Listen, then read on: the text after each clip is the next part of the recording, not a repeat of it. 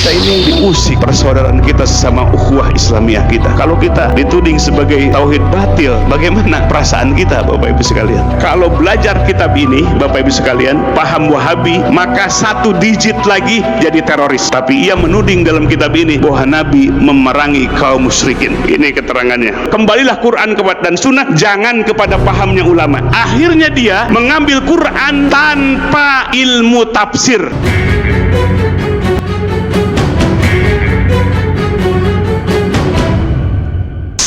Kembali kepada Al-Quran dan Hadits hanyalah sebuah cover saja yang jauh daripada kenyataannya, hanya diungkapkan melalui lisan orang-orang awam yang mengikutinya. Padahal jika dikaji dari kitab sumbernya, maka kita akan mengetahui bahwa Wahabi adalah termasuk aliran yang sangat berbahaya bagi agama ini. Kenapa demikian? Mari kita bongkar dari kitab sumbernya sendiri bagaimana ideologi mereka yang sangat berbahaya. Syekh Akbar Muhammad Syaifur Rahman MA akan menjelaskan fitnah mereka dari 3 kitab sumbernya. Selamat menyaksikan. Ukhuwah kita, persaudaraan kita sesama ahlu sunnah wal jamaah ini ya, mendapatkan tantangan yang besar ya, tantangan yang besar sekali.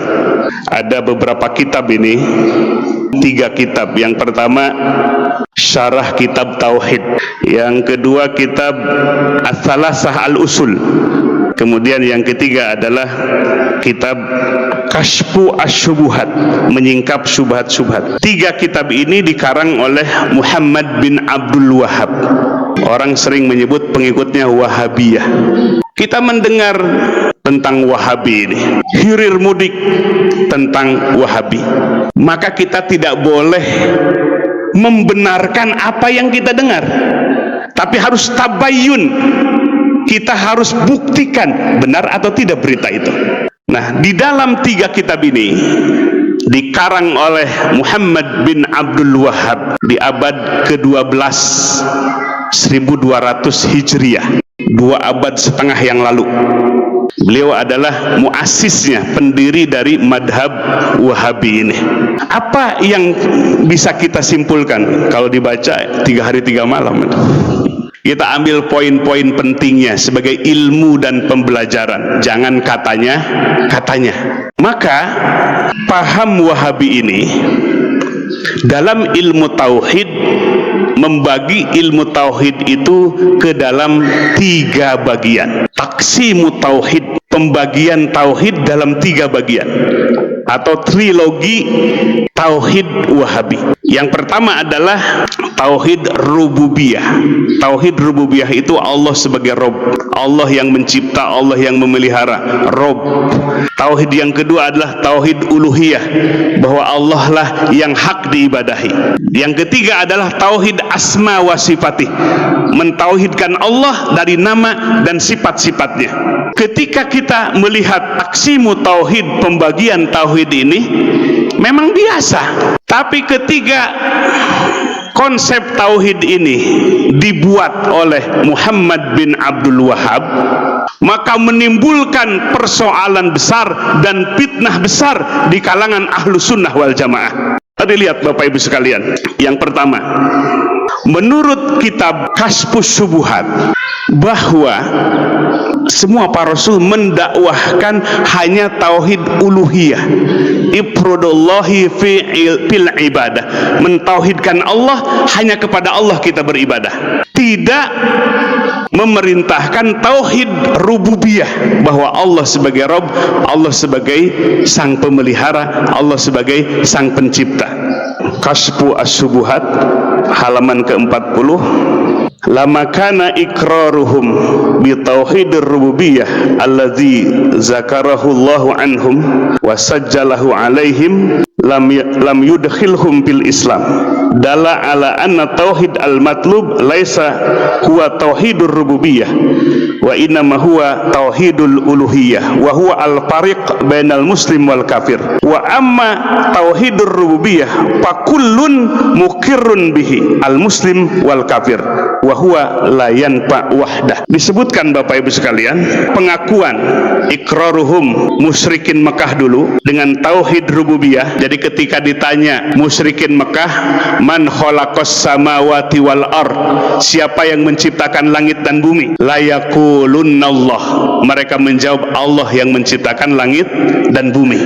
Menurut Muhammad bin Abdul Wahab, jadi orang musyrikin itu bertauhid, cuma hanya tauhid rububiyah, meyakini bahwa Allah sebagai sang pencipta, sebagai sang pemelihara, sehingga semua manusia mentauhidkan rububiyah.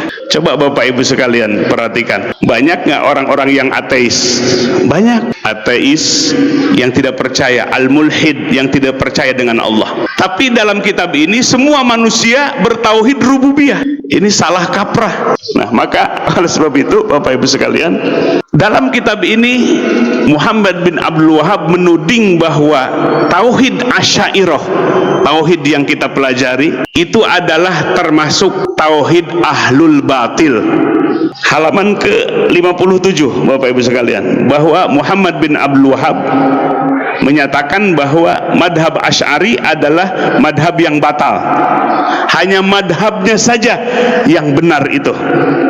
Ketika ia menjelaskan al-amru tsani, perkara yang kedua, wahwal ajib, yang aneh, anna du'atal batila, sesungguhnya para dai yang batil, maksud para dai yang batil itu kita, yakunu indahum, ada di sisi mereka ulumun, ilmu-ilmu, wa indahum, dan di sisi mereka kutubun, kitab-kitab, wa indahum hujajun, di sisi mereka ada hujah-hujah, yujadiluna, mereka bermujadalah biha, dengan dalil-dalil itu, ahlal haq, kepada ahlul haq.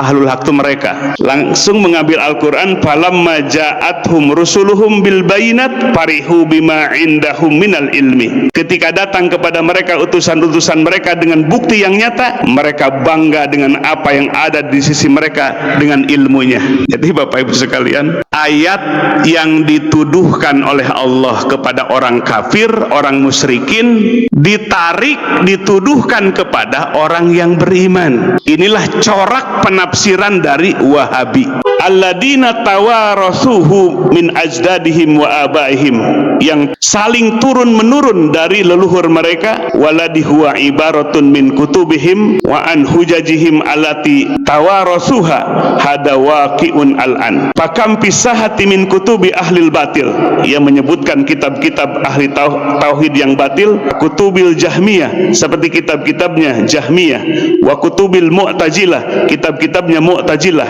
wa kutubul Asy'ariyah, dan kitab-kitab tauhidnya madhab Asy'ari. Jadi Bapak Ibu sekalian, kita ini pengikut tauhid madhab Asy'ari dituduh sebagai tauhid yang batil. Mereka lah tauhid yang hak, tauhid yang benar. Jadi yang pertama poinnya, bahwa umat manusia memiliki tauhid rububiyah, padahal buktinya banyak orang yang tidak percaya dengan Allah. Hindu, Buddha, animisme, dinamisme, mulhid, ateis, tidak percaya dengan Allah sebagai Rob, sebagai sang pencipta, sang pembela. Ini adalah poin yang pertama, salah kaprah, iskal, terjadi kekeliruan di dalam konsep tauhidnya. Yang kedua, menuding kepada yang tidak bertauhid dengan tauhidnya madhab Wahabi, salah semua, batil semua, termasuk madhab kita, madhab Asy'ariyah, madhabnya Syekh Abu Hasan Al-Asy'ari rahimahullah. Jadi kita ini diusik persaudaraan kita sesama ukhuwah Islamiyah kita. Kalau kita dituding sebagai tauhid batil, bagaimana perasaan kita Bapak Ibu sekalian? Lalu yang ketiga, ini poin yang menjadi bibit teroris. Dalam kitab Kashful Asyubuhat, bahwa Nabi Shallallahu Alaihi Wasallam dituding yang memerangi kaum musyrikin, sehingga halal darahnya dan hartanya.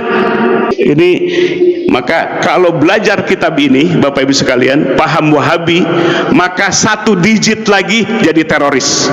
Kenapa? Nabi memerangi kaum musyrikin.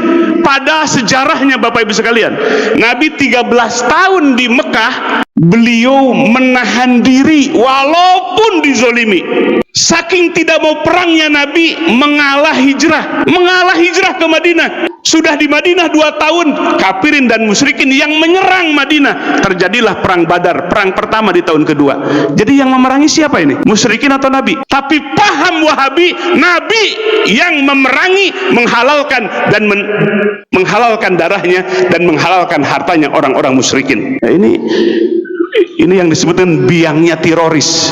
Biangnya teror. Padahal Nabi diajarkan oleh Allah, ud'u ila sabili rabbika bil hikmah. Ajaklah manusia kepada jalan agama Tuhanmu bil hikmah, dengan hikmah. Wa mau'idotil hasanah, dan mau'idoh, nasihat yang baik. Wajadilhum billati hiya ahsan. Yang terakhir harus pun munadharah atau mujadalah billati hiya ahsan, dengan argumentasi yang lebih baik. Tapi ia menuding dalam kitab ini bahwa Nabi memerangi kaum musyrikin. Ini keterangannya. Wa tahaqqaqta anna Rasulullah sallallahu alaihi wasallam innama qatalahum. Apabila engkau membuktikan sesungguhnya Rasulullah sallallahu alaihi wasallam qatalahum, yang memerangi kaum musyrikin. Jadi menuding Nabi yang memerangi siapa?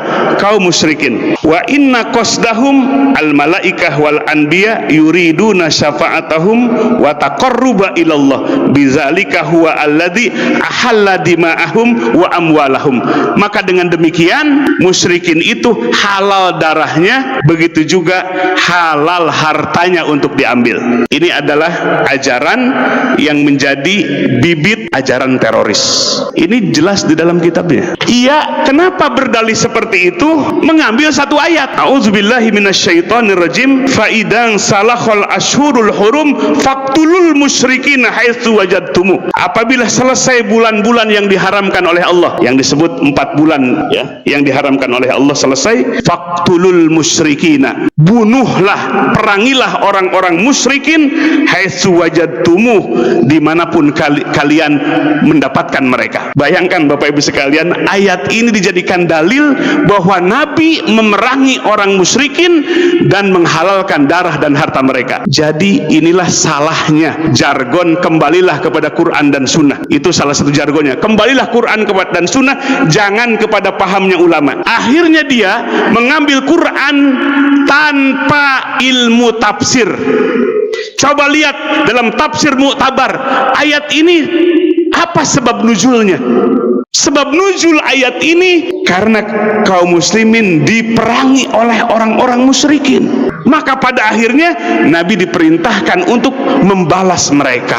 Jadi bukan ayat ini memerintahkan memerangi orang musyrikin, tapi sebab nuzulnya adalah karena kaum muslimin selalu diperangi oleh kaum musyrikin dan kafirin. Jadi Bapak Ibu sekalian, inilah salahnya kalau orang mengambil meregu Quran dan Sunnah tanpa ijtihadnya, tanpa usul fikih yang benar, maka man fassara Qur'ana bi ra'ih falyatabawa maq'adahu minan nar. Barang siapa yang menafsirkan Quran dengan ra'yunya tanpa kaidah ilmu tafsir, tanpa mengambil dari tafsir-tafsir Mu'tabar, maka pada akhirnya siap-siaplah tempatnya neraka. Jadi Quran yang disalahkan, seolah-olah Quran yang menyuruh memerangi musyrikin itu. 3 Bapak Ibu sekalian. Yang keempat, kaum muslimin yang bertawasul seperti tadi, sholawat apa tuh sebelum pembuka, tibil kulub ya, sholawat dimana Nabi sebagai obat hati. Enak tadi dengernya. Nah, menurut paham Wahabi itu adalah musyrikin. Jadi orang yang bertawasul kepada Nabi, kepada orang soleh, itu musyrikin. Ia membagi musyrikin itu ke dalam 2 bagian Bapak Ibu sekalian. Menurut Muhammad bin Abdul Wahab, fal musyrikunal awwalun, ada musyrik yang awal. Itulah musyrik di masa Nabi sallallahu alaihi wasallam diutus. Yusammuna hadhil asya alihah. Mereka menyembah berhala. Ada Lata, Uzza, Manat, Hubal. Wal musyrikunal mutaakhirun, ada musyrik yang belakangan. Itulah kita. Jadi kita disebut musyrik mutaakhir. Ya, kalau Abu Jahal, Abu Lahab dan balad-baladnya musyrikun al-awalun. Tapi ada musyrik yang akhir, mutaakhir.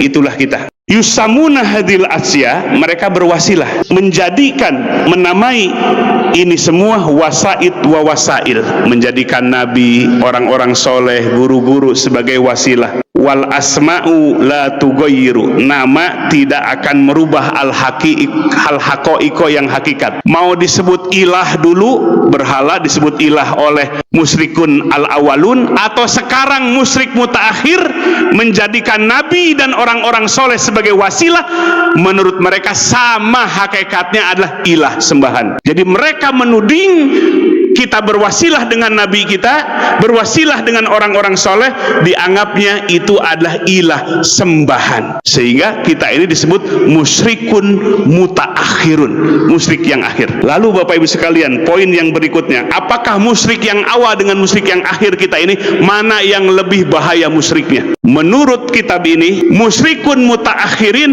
lebih parah syiriknya dibandingkan dengan musyrik yang awal. Jadi ini Bapak yang hadir semua, umat Islam yang ada di dunia, lebih musyrik dibandingkan dengan musyriknya Abu Jahal dan Abu Lahab. Ayo kita lihat Bapak Ibu sekalian kitabnya ini, halaman ke-90. Fa'lam, ketahuilah, anna syirkal awalin, sesungguhnya syiriknya orang-orang yang awal di masa Nabi, akhopu, lebih ringan katanya, tingkat kesyirikannya lebih ringan, min syirki ahli zamanina, dibandingkan dengan syiriknya di zaman sekarang. Ya, halaman 90 dalam kitab Kasyfu Asyubuhat. Bi amraini, dengan dua dalil, dengan dua hujah. Jadi musyrik yang awal, Abu Jahal, Abu Lahab, itu lebih ringan syiriknya dibandingkan dengan syiriknya kita di zaman sekarang ini. Dengan dua dalil. Ahaduhuma, yang pertama, annal awwalin la yusrikuna wala yad'unal malaikata wal auliya wal awsan ma'allah illa pirroho. Musyrik yang awal tidak berbuat syirik dengan cara meminta kepada malaikat dan para wali beserta berhala kecuali di masa pirroho. Ya, pirroho itu dalam masa senang-senang. Mereka kalau dalam keadaan tenang musyrik, percaya kepada Allah, menyembah Allah dan menyembah berhala mereka. Tapi di saat syiddah, kata Muhammad bin Abdul Wahab, di saat musyrikin itu dalam keadaan darurat, contohnya dalam Al-Quran, ketika di laut datang gelombang besar, disebutkan dalam ayat ini, mereka berdoanya hanya kepada Allah semata. Ini alasan pertama. Maka musyrikin yang awal itu lebih ringan syiriknya dibandingkan dengan siapa? Syirik yang mutaakhir. Kalau syirik mutaakhir, beribadah kepada Nabi dan kepada wali Allah sehingga mereka syirik, itu selamanya pirroho wa pisyidah, baik dalam keadaan tenang atau dalam keadaan terancam, selalu menyekutukan Allah. Jadi kita ini selalu menyekutukan Allah, baik dalam keadaan tenang atau dalam keadaan banyak musibah. Ini sisi yang pertama, dalil yang pertama, musyrik yang awal lebih ringan musyriknya dibandingkan dengan musyrik yang akhir. Wal amru tsani, alasan yang kedua, innal awwalin, musyrikin yang awal, yad'una, berdoa ma Allah beserta Allah, unasan, dengan manusia, muqarrabina indallah, mendekatkan kepada Allah, ima anbiya, baik dengan para nabi, wa ima aulia, dengan para wali, wa imal malaikah, dengan para malaikat, au yad'una asjaron, atau meminta kepada pohon-pohon, au ahjaron, kepada batu-batu, muti'atan lillah, dengan taat kepada Allah, laisat asiatan, tidak bermaksiat kepada Allah. Jadi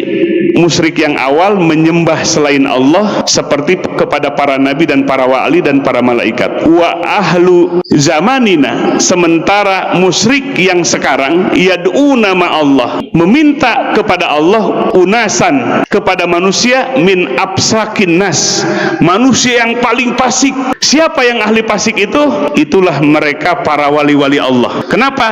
Dianggap wali-wali Allah itu ada yang meyakini dirinya sudah lepas dari taklif Allah. Kalau wali Allah itu sudah tidak kena dengan taklif Allah gitu. Jadi lebih mulia, lebih ringan syirik yang awal dibandingkan dengan syirik yang akhir. Kalau yang awal, mereka mensekutukan Allah kepada para malaikat yang suci, muqarrabin, para nabi. Tapi musyrik yang akhir kepada orang yang paling fasik di dunia. Jadi para mursyid, para wali Allah dalam torikoh-torikoh itu disebut orang yang paling fasik. Karena menurut mereka mursyid itu menganggap dirinya sudah tidak kena taklif dari Allah, sudah tidak perlu sholat lagi. Maka ini Bapak Ibu sekalian, dua alasan inilah Syekh Muhammad bin Abdul Wahab menganggap musyrik yang akhir itu lebih berat kemusyrikannya dibandingkan dengan musyrik yang awal. Hadirin wal hadirat rahimakumullah. Inilah poin-poin, ya, poin-poin dari kitab-kitab yang dikarang oleh Muhammad bin Abdul Wahab.